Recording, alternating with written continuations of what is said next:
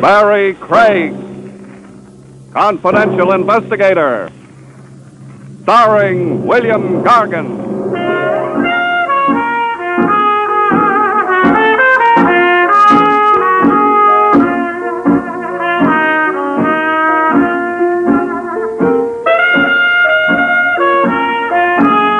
Barrie Craig speaking. Detectives come in three sizes. City cops, big agencies, and guys like me with a small office and an insurance company retainer to pay the rent. Cops don't have to worry about getting cases, and the big agencies have branches from here to Shanghai. But from where I sit, you never can tell where your next case will come from. Last week, it started with my old brown suit. I'd been on a bodyguard case, and the suit looked as if I'd been sleeping in it for a week. There was a good reason for that. I had. I tucked it under one elbow and ducked into George the tailor's. George had a king-size shoebox in the basement of my office building. Morning, Mr. Craig. Hi, George. What can you do with this suit? If you like herringbone handkerchiefs, I could maybe salvage enough goods. All right, so I'm not Adolph Monju. How about it? Tuesday? With the spots out, Thursday. Okay, Thursday. Say, Mr. Craig, I wanted to ask you, I've got a problem. Well, what is it, George? Got a pair of plaid slacks with no coat to match? No, I'm serious. My wife says, George, you go to the police. But she wasn't here when that man came. What man? What's the pitch, George? The man said I need protection. Shakedown, huh? The man said I've got to pay $50 a week to stay open. He says, George, you wouldn't want trouble. Maybe a bottle of acid spilled on your racks. Did you pay him? Well, I didn't have $50. I told him to get out. Now I'm scared, Mr. Craig. Look, you're a detective. I want to hire you. You protect me. That won't work, George. Stopping a protection racket is a big operation. You need 24-hour guards, a whole setup to protect all the shop owners. Well, I could pay in installments. You've already paid for protection, George, your taxes. You better call in the cops. They're the only ones who can swing it. Oh, no. He said they'd beat me up. Maybe kill me. Look, George, I'll tell you what I'll do. I'll drop in at headquarters tomorrow and bend the lieutenant's ear. He'll give orders for a cop from the precinct to look after you. And start the ball rolling to find out who's behind this racket. Will you really do that for me, Mr. Craig? Sure. After all, I wouldn't want anything to happen to my brown suit. George disappeared in a spritz of steam, and I headed home. I put in a call to Lieutenant Edwards. He was out, so I left a message that I'd call in the morning. I was propped up in bed eating pretzels, reading a medium hard-boiled private eye opus, wondering where he found all the beautiful blondes with the low-cut problems when the phone rang. I left the intrepid sleuth under a falling blackjack and stretched for the receiver. Craig speaking. Mr. Craig, you've got to come quick. George? You've got to come down right away, Mr. Craig. Please. What's up? Somebody there? Hello, George. George! Hello, George! I slid into my shoes and took off across town. When I hit the pavement outside of George's shop, I had company. A hook and ladder, 2 pump engines, and a crowd of fire buffs who traveled to Denver to see a lit can of Sterno. The smoke was pouring out of the cellar as I muscled my way through the police lines and ran into Lieutenant Edwards. What do you want to be when you grow up, Craig? A cop or a fireman? I'll take a rain check on the laugh, Lieutenant. What are you doing here? Just holding back the crowd. If you ask me, all these fire buffs are nuts. Anybody know what started the fire? Doubt it. Cleaners' stores go up like birthday candles all the time. What does George say? Who? George, the tailor. He runs the shop. Probably at home playing three-handed stuss. No. He lives in back of the shop. He called me from here. You sure he isn't around? Haven't seen him. Fire boy said the joint was clean. Maybe. We better find out. Hey, where you going? Inside. It's chilly out here. I grabbed a rubber Chesterfield from the hook and ladder and headed inside. The first flash had died down, and the shop was burning nicely at the proper temperature for browning a turkey quickly. Under the fireman's coat, I was beginning to baste in my own juice as I pushed into the back room. I found what I was looking for under the counter, George the tailor, dead. Carried him outside and knocked off a few minutes to pump the smoke out of my lungs and siphon a little oxygen in. You all right, Barrie? You know where I can get a new pair of eyelashes? Craig, what are you doing sightseeing at a fire at this hour of the night? And how did you know that guy was in there? I told you, Lieutenant. George called me. He was up against the protection grip. He tried to hire me. I told him I'd have you look into it. Well? It's too late for a referral now. Yeah? Well, it looks like it's my baby now. You better give me the whole shooting match to date. I have. That's all I've got. Anything turned up on your end? Any other complaints of a protection shakedown? Not a mutter. You're lucky you're out of it. I'm not. I haven't welched on a client yet, and as far as I'm concerned, George was my client. Well, It's a good, clean pro job anyway. Tough to prove arson. Maybe not. I found this wedged under George. Plastic? Celluloid scrap. Comes in real handy. Stick a plumber's candle in a pile of it, and by the time it blazes up, the mechanic is clear to Nutley, New Jersey to establish his alibi. Celluloid, huh? Well, then I'd better make my call in. Arson. Yeah, and while you've got the precinct on the wire, just casually mention murder. The bus from Bellevue rolled up, and they loaded George's body in the back. I watched it pull away. Then a hand fell on my shoulder. I turned around slow and found a pair of thick eyeglasses staring right through me. Mr. Craig, I'm Alfred Whittington. Oh, look out for the lapel. This has just become my only suit. You're the confidential investigator, aren't you? I've got a license. I want to hire you. I pay rent on an office that's open during business hours. If you don't mind, right now I'm tired and a little burnt around the edges. I overheard your conversation with Lieutenant Edwards. You'll get your ear pinched in a keyhole that way. I'd like to talk to you, Craig. Perhaps my apartment? Perhaps not. Would it interest you if I told you I want to retain a detective to find out who killed George the tailor? Oh? All right, Mr. Whittington, as you say. Let's go to your apartment. We rode uptown in the caddy and had to bend to get around corners. The name clicked as we crossed 42nd Street. Alfred P. Whittington. He ran the newspaper that did the big crime series this year. They got Stretch Longo to talk and almost pinned half a dozen rackets on the coattails of Herman Jess, the big operator. Of course, they had to put Longo together with Scotch tape for the funeral, but it made nice reading, and Herman Jess had left town until it all blew over.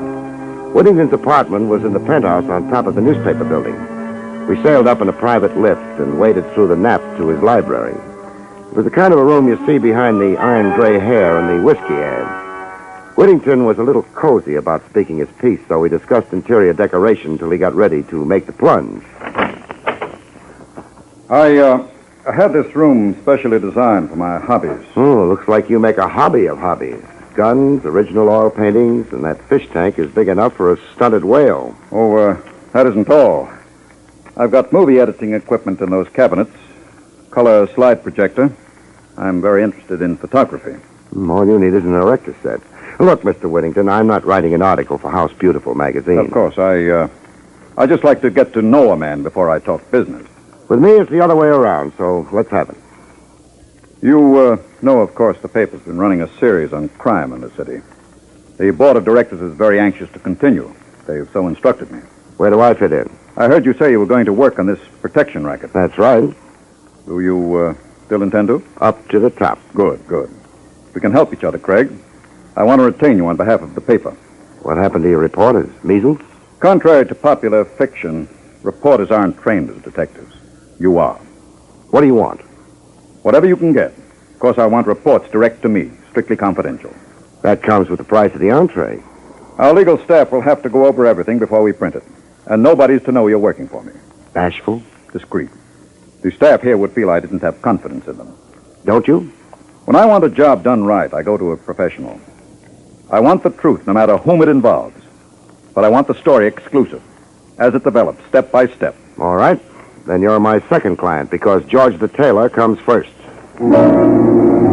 Next morning, I went down to the insurance company that pays me that nice, steady retainer, rain or shine. I waded through the acre of desks in the outer office and rapped on the glass door marked Arthur B. Goldsmith. Art was the company expert on fires. He knew enough angles on arson to burn out an asbestos mine. I planted the scrap of celluloid I found under George the tailor on his desk and flipped over a few questions. No soap, Barrie. Celluloid is standard equipment. It doesn't point to anybody? It'd be like asking which ball player uses a bat. The mechanic plants a plumber's candle in the celluloid scrap, down she burns, and then they can file the insurance claim in the morning. Much doing these days? Average. Not like in the Depression. In 33, the only way to make a profit was burn your own place down every 6 months. Art, if you wanted to hire the best, money no object, who would you get to start a nice, cozy conflagration? Pro job? Major League. Let's see. Mike DiGiorno's in Elmira. Maybe Irving Turkle, celluloid Harry Bush. I'll give you a list, maybe 10 men. Thanks, Art. The long shot. Got something else? Not yet, but if you rake a red-headed clinker out of the next fire, that's me. I started checking down Art's list. It was like looking for the clams in a bowl of cheap chowder. 2 of them were at peace in the lower bay, hugging a load of bricks. I found Irving Turkle on Center Street, right opposite police headquarters, pushing a baby carriage full of hot charcoal and roasted chestnuts. Hot roasted chestnuts. All hot. Dime's worth, Turkle. Who are you? Barrie Craig. Art Goldsmith at Federal Indemnity put me on you. Oh, yeah. Why, I got a lot of respect for Mr. Goldsmith. A lot of respect. Mm-hmm. Here's your chestnuts. Thanks. Look out for worms. Yeah, I will. How's business, Turkle? You push ice cream, turns cold. Switch to chestnuts, you could fry an egg on the sidewalk. Tough, huh? My worst enemy should have it better. You haven't been roasting anything besides chestnuts lately? Like what? Like tailor shops? Mr. Craig, I'm telling you honest, I ain't so much as set fire to a cigarette since the last time I got sprung. Sure. Look, I ain't so young no more. You could get pneumonia standing out here, but inside those cell blocks, it ain't so nice neither. I ought to know. I've been in maybe 18 years since I was 13. Warwick, Elmira, Clinton, I've been them all. Enough already. I made up my mind I want to die on the outside. Could you use 5, Turkle? You're kidding. I want to find a mechanic who did a job on the west side yesterday. A tailor shop? You know about it? I read it in the paper. I got a list from Art Goldsmith. Save me some time, and it's worth a thin. Mr. Goldsmith, I shouldn't ought to put me on the list. I retired. I wouldn't... How about the rest of them?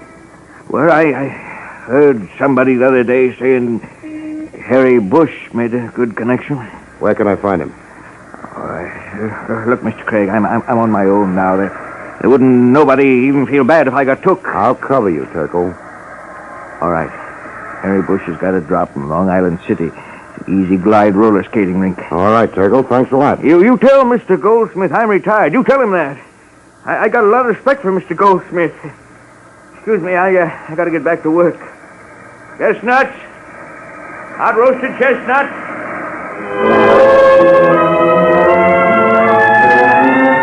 The Easy Glide roller skating rink was in a factory district across the river in Queens. It was an oversized barn with high school kids on wheels where the cows should be. I managed to collide with a redhead in a turtleneck sweater and one of those velvet skating skirts that looked like the paper panties on a lamb chop, and she told me where to look for Harry Bush. There was a sign on the door that said manager, keep out, but I decided to overlook it. Who's that? Hello, Harry. If you want to rent skates, you're in the wrong pew. Mind if I smoke? Who are you? We got a light, a match, maybe a plumber's candle? What are you, cop? Private license, Barrie Craig.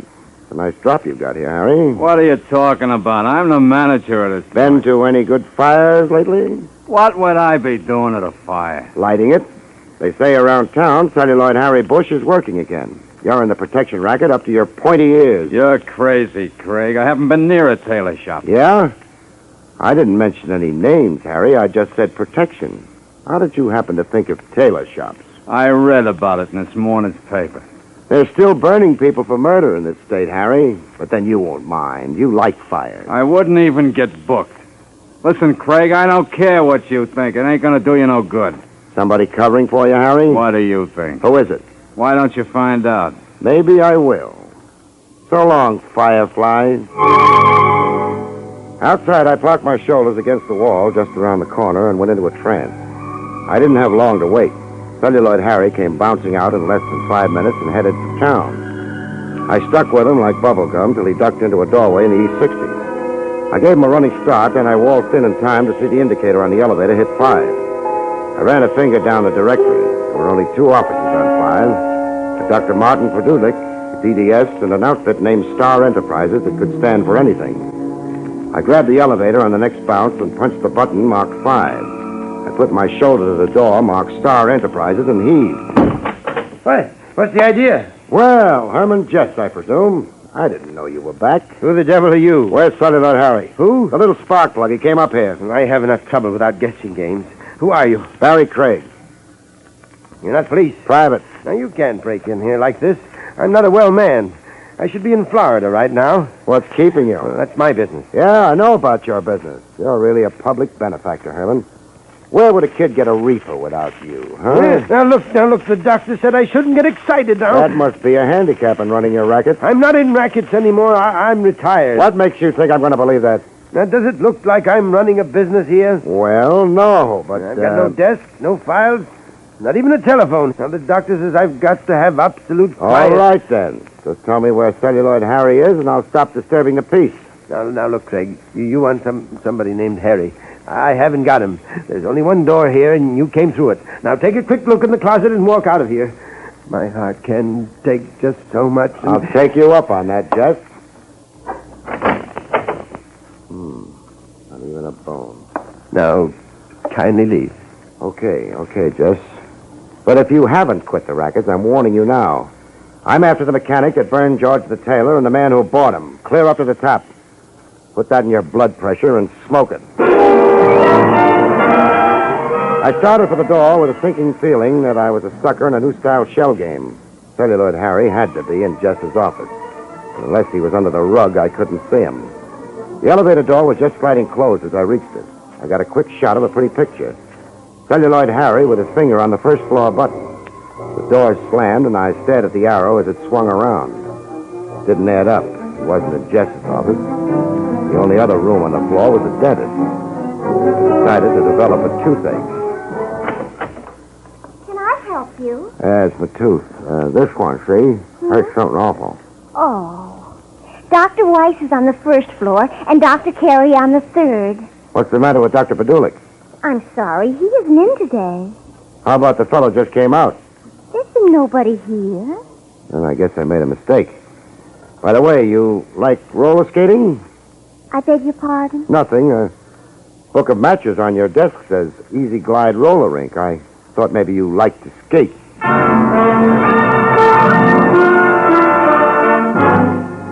That dentist setup smelled like a herring factory at high noon in July, but I didn't push the point. I left and found a phone booth in the lobby of the building and poured my story into Whittington's shell-like ears. There might be any number of reasons for that girl lying to you, Craig. Harry might be a boyfriend. She doesn't like to skate, and Herman Jess is right next door. I think the dentist's office is a blind. You think he's fronting for Jess? I'd lay the odds. When the crowd thins out, I'm going up there to check. Well, what do you expect to find? I figure with the rackets Jess is running, he's got to have complete records handy, or he couldn't keep track of the take. I want to find those records. All right. If you come across anything, bring it straight to me. The receptionist had left for lunch, so I rang a few peals on the bell to see if Dr. Padulik was at home. He wasn't, so I let myself in with a bobby pin and went to work on the desk in the inner room. I pulled out a stack of records. That latest date was 3 months ago. The appointment book past that date was blank. The bills checked. Nothing later than 3 months ago. Except the last one. A bill from the Conmont Memorial Home for $700.84 for the funeral of Martin Padulik. What are you doing in here? Huh? Who are you? Who do you think I am? Dr. Martin Padulik. He was a rabbity gray little man. Looked pretty good for a 3-month corpse. There was a vein in his forehead, jumping like a kid on a pogo stick. But his hand was steady as a rock, as it was wrapped around a .38 revolver. You stay where you are. What do you think you're going to do? Well, you broke into my office. I'm going to call the police. Fine. You go ahead. Maybe you can explain to them how you happened to be buried 3 months ago. What? You're no dentist. You're fronting for Herman Jess. Well, you're crazy. Am I? I'll save you time. I'll call the police. Give me that phone. And you give me that gun. There. Fair trade. Now, settle down, friend, while I jam a chair under the doorknob. I'm going to look for Herman Jess's records. I was in a tough spot, and I knew it. The License Commission doesn't look kindly on breaking and entering, and if that office was clean, I was in for trouble. I knew I couldn't search that room for anything smaller than an elephant in the few minutes before somebody drifted in, so I kept one eye on my buddy and played it cozy. I yanked the desk drawers out and threw the papers around like a picnic. I pulled the medical books down off the shelves to make sure that there weren't any false fronts. I wasn't getting any tape from the phony dentist, so I headed for the other room. I dumped the instrument trays, and he couldn't have cared less. And when I headed for the file cabinet in the corner, the vein in his forehead beat like a ragtime drummer on bathtub gin. You can't get away with this. I'll have you in jail. Yeah. I split open the file drawers. Nothing but dental records. I slammed them shut and my playmate relaxed like a hangover in a Turkish bath. I couldn't figure it. Those records ought to be near that file cabinet. Maybe a secret panel.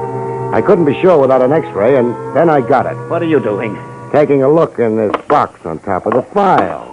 Those are valuable x-rays. Don't get them out of order. I won't. I'm taking them with me. This first batch are teeth, all right. But from here on, these pictures didn't come from anybody's mouth. Not unless his molars kept double-entry books. Oh, company. Let me in. I know you're in there, Craig. Not for long. Which way is the nearest fire escape? Hurry! I got him! In the pig's eye, friend! Craig, stand still or I shoot. The window was locked, so I tossed a waste paper basket through it. I was 2 floors down the fire escape when Jess showed up in the window.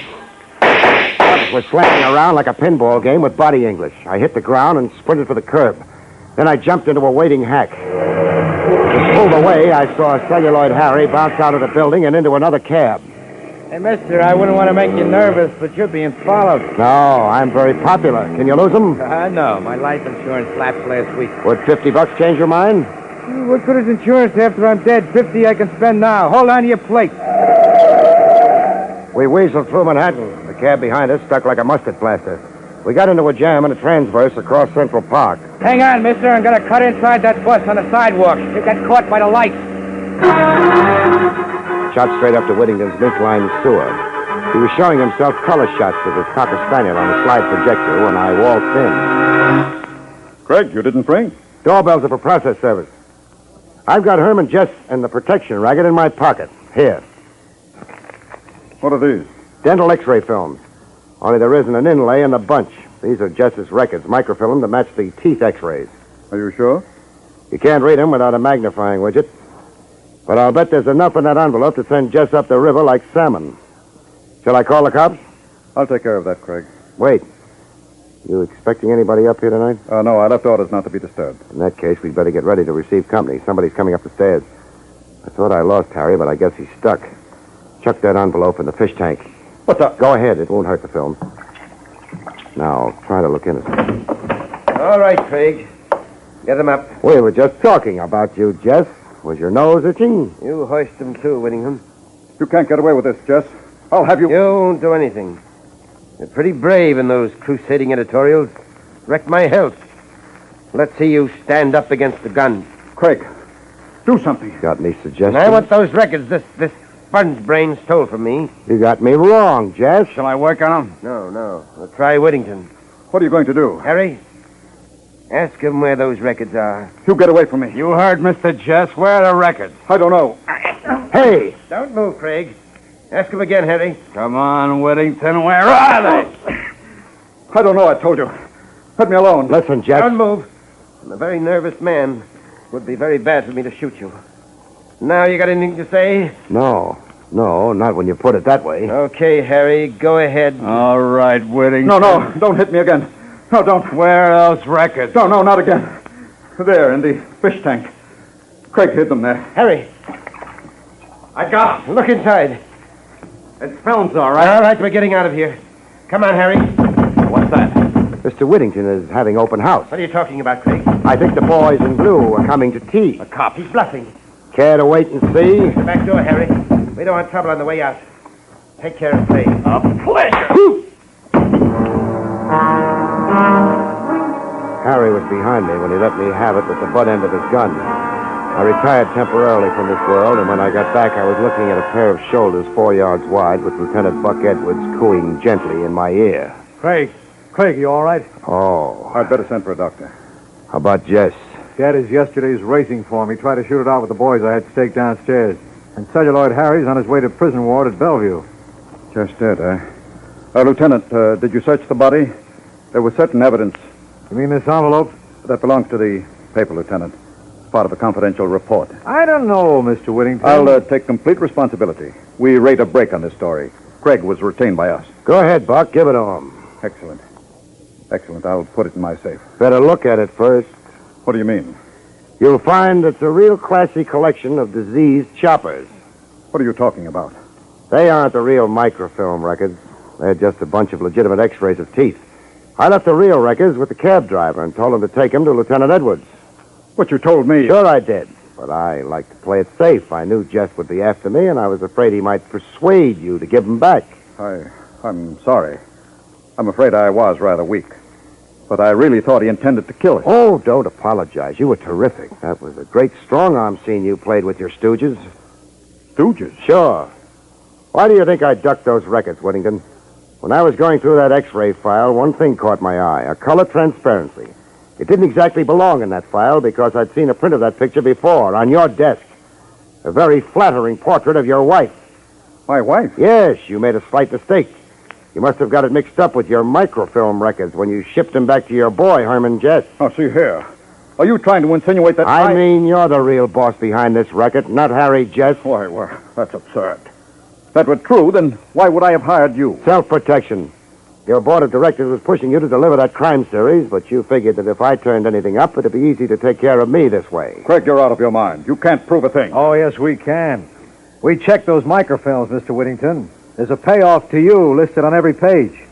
You've been under arrest for the last 5 minutes. Well, Whittington, I guess this squares accounts for George the tailor, but you still owe me for one brown suit. I'll put it on the bill for services rendered. Take him away, boys. Coming, Barrie. Coming, Lieutenant. So long, folks. See you next week.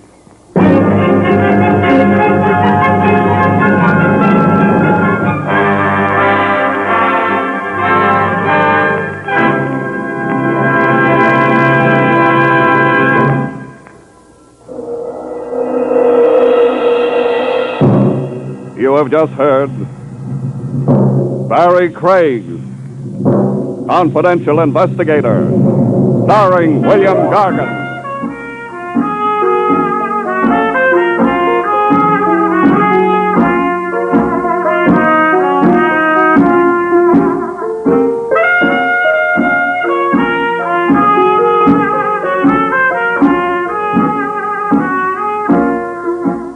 Next week, another exciting transcribed story starring America's #1 detective, William Gargan, as Barrie Craig, Confidential Investigator. Tonight's story was written by Ernest Kenoy and featured Santos Ortega in the role of Alfred Whittington. Your announcer is Don Pardo. All persons and places mentioned in this program were fictitious, and any resemblance to actual persons living or dead is purely coincidental.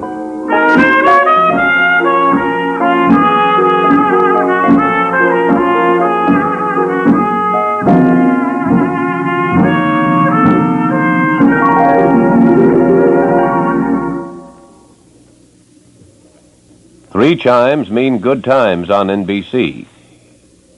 Till we meet again next Wednesday for another hard-hitting adventure with Barrie Craig, Confidential Investigator, let me give you a brief rundown of the adventure shows you can hear on NBC. Tomorrow night on NBC, there are a trio of action programs starting off with Mr. Keen, tracer of lost persons, as he investigates another thrilling mystery. Then Dragnet brings you an authentic criminal case history as taken from the files of the Los Angeles police. Later, Counter Spy is called in to solve a case which threatens to endanger our national security. Then on Saturday, screen actor Brian Dunleavy takes you down the shadow-filled corridors of mystery on another dangerous assignment. On Sunday, NBC's adventure shows include a spine-tingling visit with Martin Kane, Private Eye, followed by the exciting story of The Whisperer. Later, Douglas Fairbanks is featured in The Silent Men with authentic action stories about your government security agents. On Monday, Herbert Marshall comes to the NBC microphone to assume the mysterious identity of the man called X. Then Tuesday night, hear Big Town, and another pulse-quickening story is told by editor Steve Wilson of the Illustrated Press. Well, there you have a complete roundup of the top mystery shows you can hear on NBC. Next Wednesday night, we hope you'll be back with us for another adventure with William Gargan as Barrie Craig, Confidential Investigator. Now it's Meredith Wilson's Music Room on NBC.